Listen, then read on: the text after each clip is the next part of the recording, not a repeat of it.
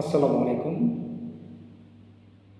আল্লাহ তাআলা কোরআন শরীফে সূরা লোকমান ১৬ নম্বর আয়াতে বলেছেন লোকমানকে উদ্দেশ্য করে, হে প্রিয় বৎস, তোমাদের যদি সরিষা পরিমাণ গুনাহ বা পাপ যদি থেকে থাকে, তা যদি পাত্রের ভিতর লোকে অবস্থান থাকে, থাকবা আসমানে, থাকবা জমিনে,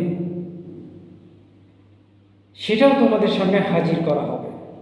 তার মানে কি বোঝা যাচ্ছে? এই আয়াতের মাধ্যমে বুঝতে পারলাম যে কিয়ামতের ময়দানে আমাদের কোনো পাপ লুকানো থাকবে না। যেখানেই থাক না কেন, আমার আল্লাহ তাআলার আদেশে এক চুটকিতে, এক জবানে যার আমলনামা তার সামনে